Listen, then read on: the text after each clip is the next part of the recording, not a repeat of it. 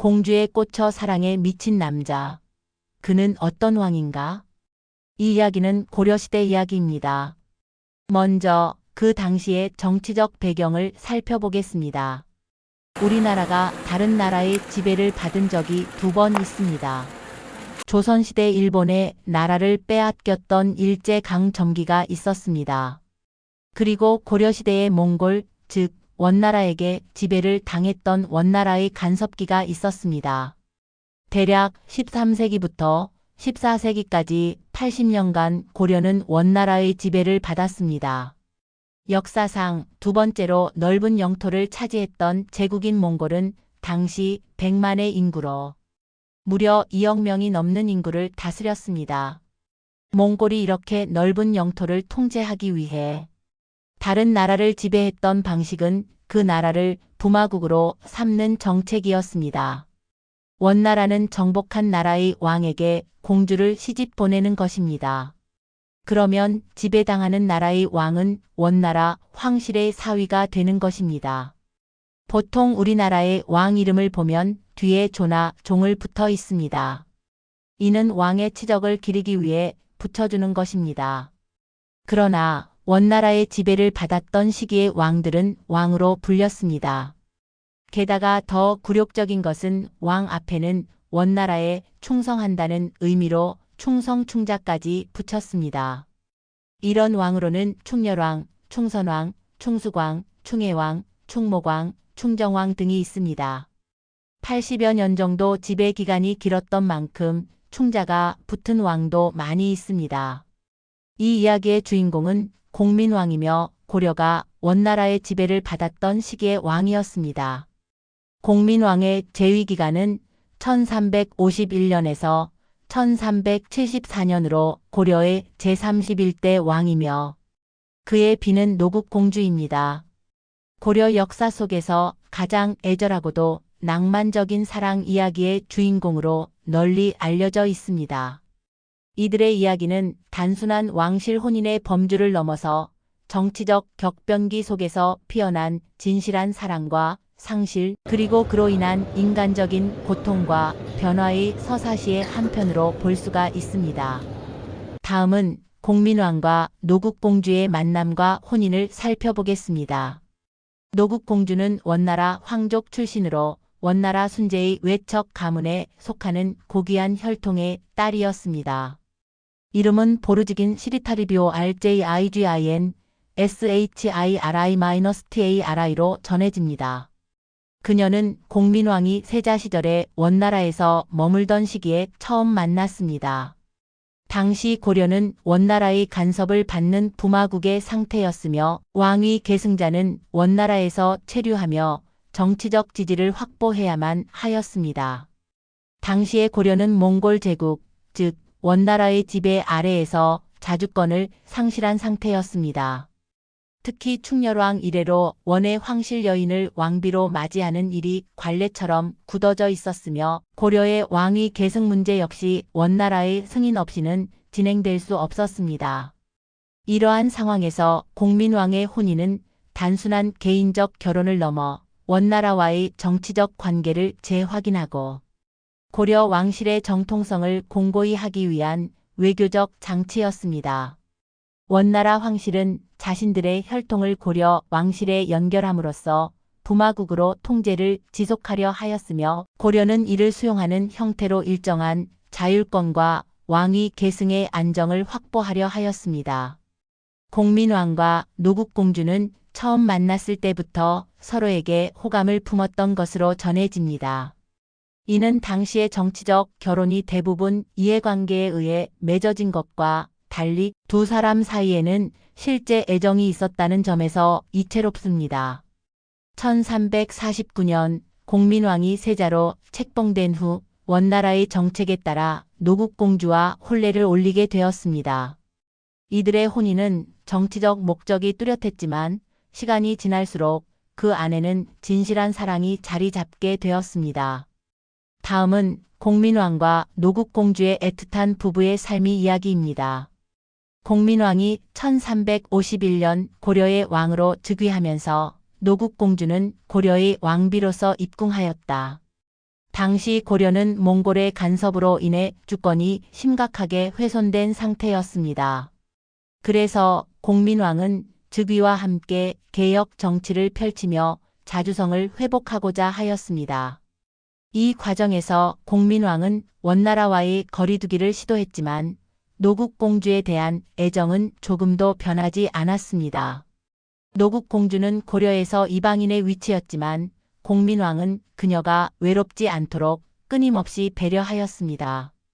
그녀 또한 남편의 정치적 고뇌를 함께 나누었고 조정의 중신들 역시 그녀의 지혜로움을 인정하였습니다. 특히 공민왕은 노국공주와의 사이에서 자식을 얻고자 간절히 기도했으며 둘 사이에 아들이 태어나기를 고대하였습니다.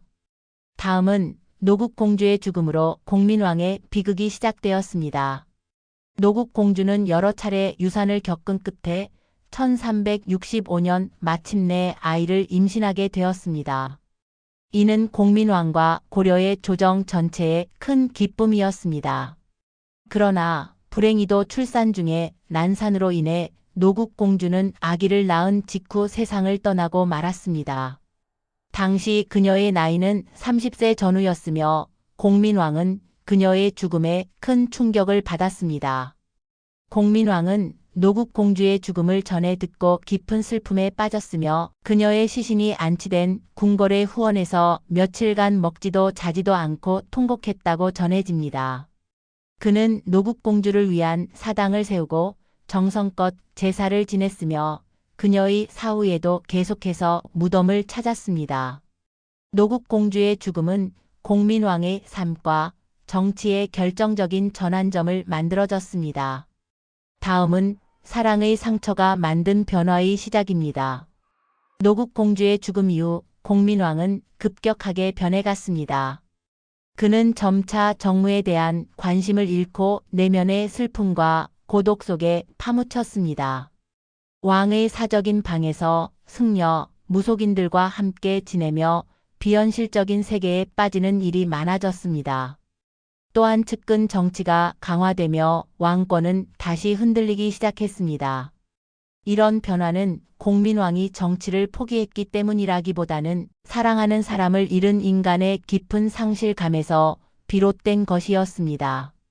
공민왕은 종종 노국공주의 혼령을 부르기 위해 궁궐 안에 무당과 승려들을 모아 굿을 벌였으며 밤이면 그녀의 옷과 향을 방에 두고 대화하는 듯한 행동을 반복하였습니다. 어느 날은 노국공주의 환영을 조차 궁궐 담장을 넘다 부상을 입기도 하였으며 가까운 신하들 앞에서 그녀와 대화했다는 말을 하기도 하였습니다. 이를 본 신하들은 그를 걱정하면서도 감히 말리지 못하였습니다. 한편 공민왕은 환각 상태에서 내가 죽으면 노국의 무덤 곁에 묻히게 하라는 유언을 남겼으며 실제로 죽은 뒤 그녀가 잠든 현덕사 근처에 묻혔습니다. 그는 심지어 궁녀들 중 노국공주와 닮은 여인을 곁에 두고 공주처럼 대하며 살아가기도 하였고 일부 승려들을 시켜 자신이 죽은 뒤에도 공주와 함께 살 수 있는 길을 찾도록 명령했다는 이야기도 전해집니다. 그의 통치 후반은 암살과 음모, 외세의 압박 속에서 혼란스러웠고 결국 1374년 시에 당함으로써 공민왕의 파란만장한 생애는 끝을 맺게 됩니다. 그의 죽음 또한 노국공주의 죽음에서 비롯된 정신적 몰락과 무관하지 않다는 해석이 많이 있습니다. 다음은 공민왕과 노국공주의 비극적인 사랑이 남긴 것을 살펴보겠습니다. 공민왕과 노국공주의 사랑은 고려 말 혼란기의 비극적인 낭만으로 기억되고 있습니다.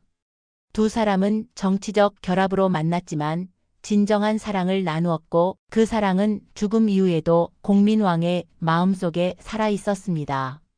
비록 그들의 사랑은 짧고 끝내 비극으로 마무리되었지만 그것은 인간적인 감정과 애정을 통해 역사의 한복판에서 피어난 진귀한 이야기로 남아 있습니다. 이 이야기는 후세의 수많은 문학 작품과 예술 속에서 되살아났으며 두 사람의 사랑은 단순한 역사적 사실을 넘어 인간 존재의 깊은 감정과 애정, 그리고 상실의 아픔을 증명하는 이야기로 오래도록 기억되고 있습니다. 다음은 영원한 안식처인 공민왕과 노국공주의 무덤 이야기입니다. 노국공주는 사망한 후 개경 근처의 현덕사에 안장되었습니다. 공민왕은 그녀를 위해 사찰을 중창하고 주변에 넓은 묘역을 조성하였습니다. 그녀의 무덤은 당시 왕비로서 최고의 예우를 갖추어 조성되었습니다. 공민왕은 자주 노국공주의 무덤을 찾아 곁에 머물며 그녀와의 기억을 되새기곤 하였습니다. 공민왕은 생전에 자신이 죽은 뒤 노국공주의 무덤 곁에 묻히기를 간절히 바랐습니다. 그리고 실제로 그의 유언에 따라 사후 그녀의 무덤 옆에 함께 안장되었습니다.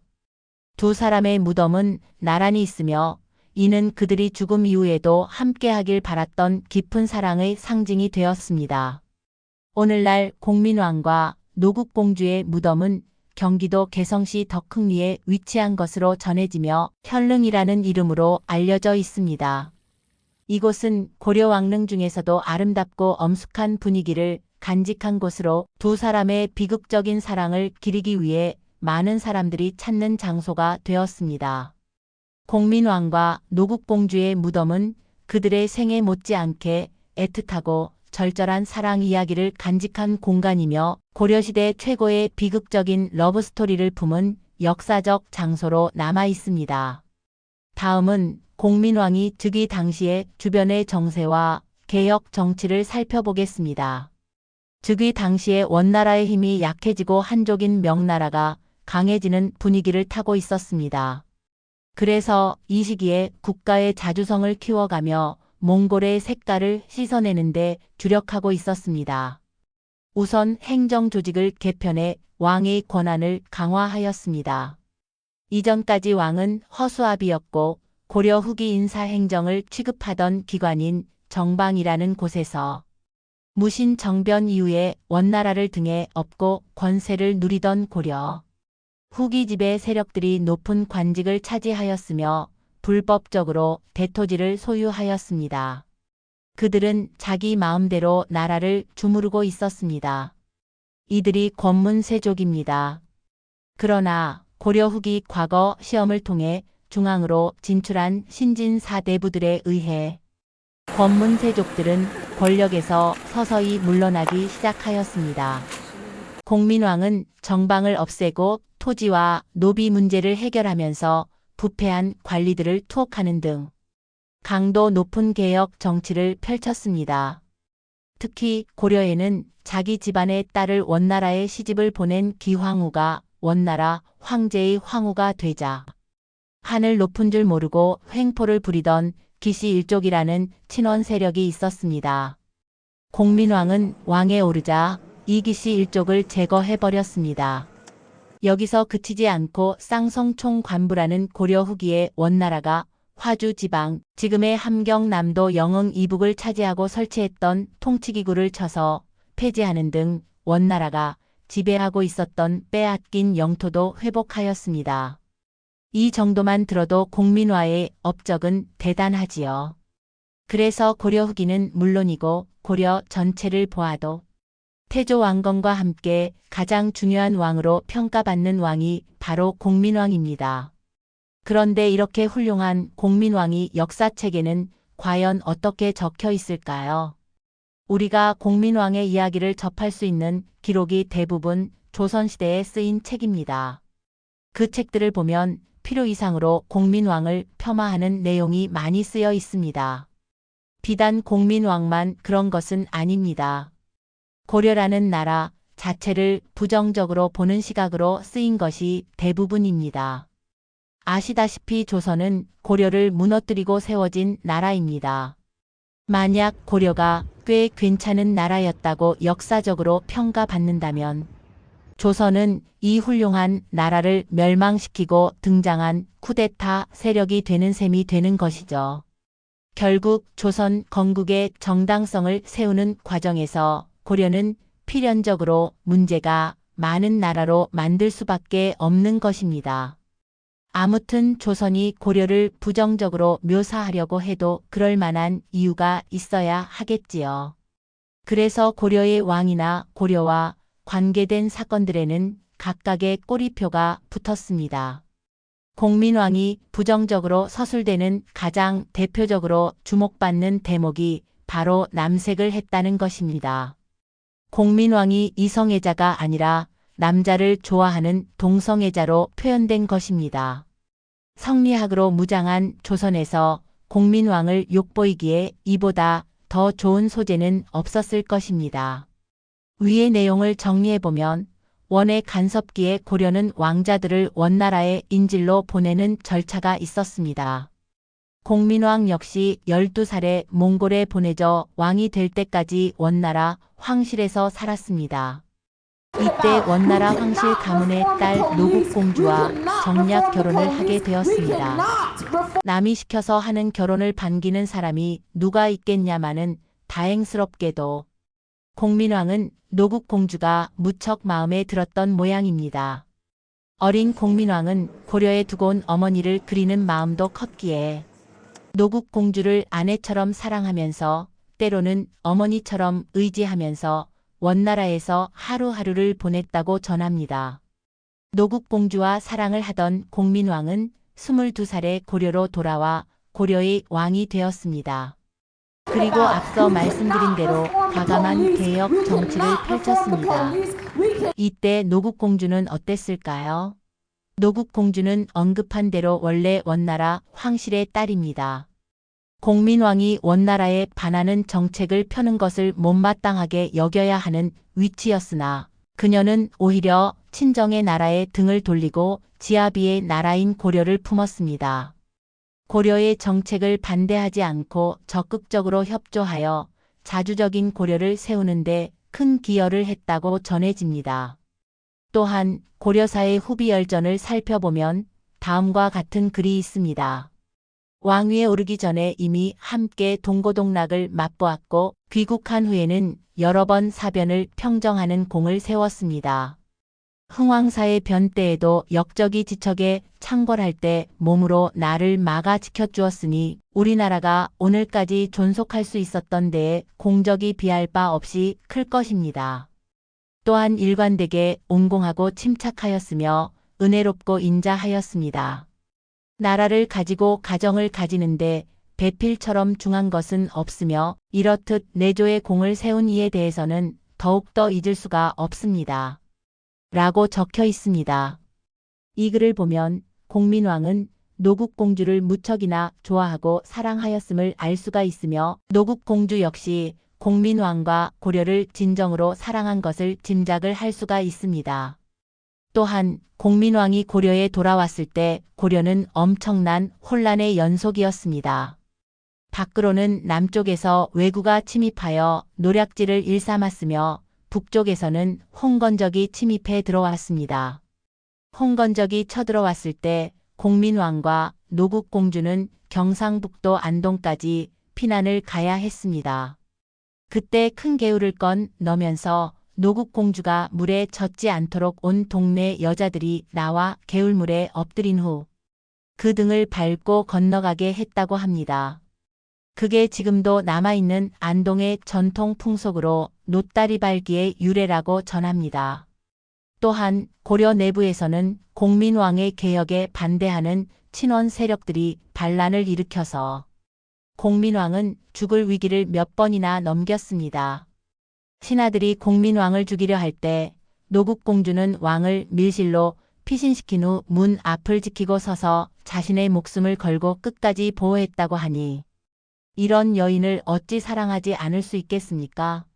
아무튼 이런 고난을 함께하며 몸을 사리지 않고 서로를 보호하고 지켜낸 공민왕과 노국공주의 사랑은 날이 갈수록 깊어갔습니다. 그런데 이 부부는 고민이 하나가 있었습니다. 노국공주에게 아이가 없었습니다. 왕실엔 후사를 잃을 자손이 꼭 필요했기 때문에 왕비가 임신을 못한다는 건 국가적으로 큰 일이었습니다. 그러다가 공민왕이 왕이 된 지 14년 만에 마침내 왕비가 회임을 하게 되었습니다. 그 후 노국공주는 아이를 낳다가 그만 난산으로 인해 생명이 위독한 지경에 이르렀습니다.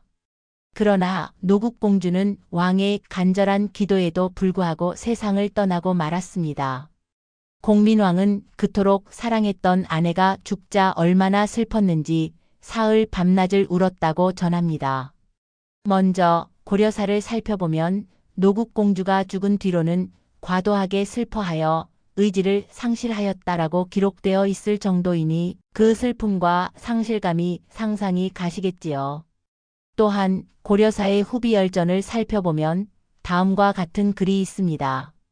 왕위에 오르기 전에 이미 함께 동고동락을 맛보았고 귀국한 후에는 여러 번 사변을 평정하는 공을 세웠습니다. 흥왕사의 변 때에도 역적이 지척에 창궐할 때 몸으로 나를 막아 지켰으니 우리나라가 오늘까지 존속할 수 있었던 데에 공적이 비할 바 없이 클 것입니다. 또한 일관되게 온공하고 침착하였으며 은혜롭고 인자하였습니다. 나라를 가지고 가정을 가지는데 배필처럼 중한 것은 없으며 이렇듯 내조의 공을 세운 이에 대해서는 더욱더 잊을 수가 없습니다. 라고 적혀 있습니다. 이 글을 보면 공민왕은 노국공주를 무척이나 좋아하고 사랑하였음을 알 수가 있으며 노국공주는 공민왕과 고려를 사랑하였음을 짐작을 할 수가 있습니다. 노국공주가 죽은 이후 공민왕은 예전과 달라지기 시작하였습니다. 노국공주의 초상화를 그려놓고 그 앞에서 밥을 먹으면서 그림과 대화를 한다거나 노국공주의 무덤 앞에서 잠이 드는 등 괴이한 행동들을 하기 시작하였습니다.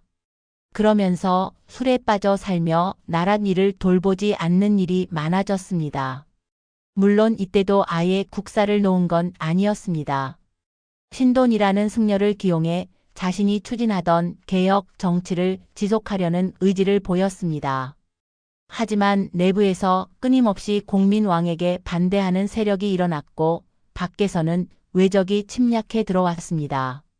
결국 노국공주의 죽음으로 망연자실한 상태에 빠져있던 공민왕은 6년 후 신돈을 중심으로 한 개혁 정치마저 실패하자 완전히 바닥으로 떨어졌던 것으로 보입니다. 자신에게 여자는 노국공주뿐이라며 후궁들도 가까이 하지 않던 공민왕은 이후 자제위라는 기관을 설치해 잘생긴 남자들을 뽑아 자신의 시중을 들게 하였습니다. 이 과정에서 이들과 잠자리를 같이 하거나 이들에게 후궁과의 성관계를 강요하고 그 모습을 지켜보는 등 예전에 하지 않았던 행동들을 벌이게 됩니다. 이게 후일 공민왕이 남색을 밝혔다고 공격받는 핵심적인 근거가 되는 것입니다. 자제위와 후궁들을 간음시켜 왕자를 얻을 생각도 있었던 공민왕의 이 같은 행각은 결국 후궁 익비를 임신시키게 됩니다. 이후 공민왕은 이와 연루된 무사들을 없애 입을 막고자 했으나 도리어 이를 눈치를 챈 최만생, 홍윤 등과 자제위의 무사들의 공격으로 매우 처참하게 암살당하고 말았습니다. 고려에서 괄목할 만한 업적을 내고도 이렇듯 비참한 최후를 맞이한 왕이 바로 공민왕입니다. 이 모든 것은 결국 노국공주를 잃은 슬픔 때문이었다고 한다면 너무 과장된 해석이겠지요. 공민왕이 노국공주를 얼마나 사랑했는지 알려주는 근거는 곳곳에 남아 있습니다. 고려시대의 무덤은 통일신라시대의 양식을 계승했는데요. 오늘날의 무덤하고 비슷합니다. 중간에 봉분이 솟아있고 둘레에 돌을 쌓아 자리를 잡는 방식입니다. 고려시대를 통틀어 유일하게 쌍릉으로 만들어진 왕릉이 바로 공민왕의 무덤입니다. 지금도 개성에는 공민왕의 무덤이 남아있는데요. 무덤 두 기가 나란히 있습니다. 공민왕 옆은 누구의 무덤일까요? 두말할 필요도 없이 바로 노국공주의 무덤입니다. 이 무덤을 공민왕은 7년에 걸쳐 자신이 직접 설계하여 만들었습니다. 무덤과 무덤 사이에는 서로 연결되는 통로까지 따로 있어요. 죽어서 영원이라도 교감하고 싶은 공민왕의 마음이 고스란히 담겨 있는 것입니다. 공민왕을 깎아내리는 많은 문헌 속에는 말년에 그가 술과 색에 빠졌던 것과 특히 남색을 즐긴 것이 언급되어 있지만 그 배경에는 노국공주를 향한 슬픔이 있었습니다. 너무도 아내를 사랑한 나머지 미쳐버린 남자가 된 것입니다. 그의 애절한 사랑 이야기는 고려를 삐딱하게 바라보던 조선의 사람들도 감동을 주었습니다. 고려를 다룬 많은 역사책 속에 공민왕에 대한 부정적인 이야기뿐 아니라 노국공주와의 애절한 사랑 이야기가 담겨 있습니다. 더욱더 특이한 것은 역대 조선 왕들의 신주를 모셔놓은 사당인 종묘에 공민왕의 신당이 있기 때문입니다. 조선의 왕들을 모신 자리에 고려의 왕인 공민왕이 있다는 사실 자체가 이상한 일입니다.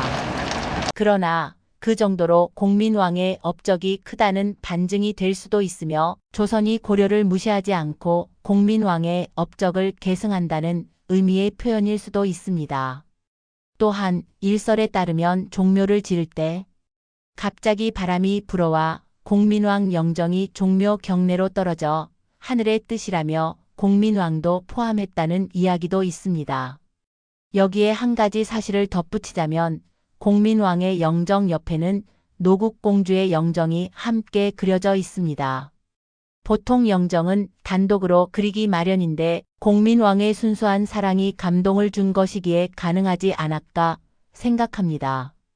오늘날은 사랑이 한순간의 쾌락으로 목적이 아닌 다른 무언가를 위한 수단으로 전략되어 있기에 공민왕의 순수한 사랑 이야기는 시공을 초월한 진정한 사랑의 의미를 전해주는 것 같습니다. 여러분은 어떻게 느끼셨는지요? 감동하시면 여러분의 생각을 댓글로 적어주세요. 오늘은 여기까지입니다. 공감하시면 좋아요, 구독을 눌러주세요. 오늘도 좋은 하루 되세요. 감사합니다.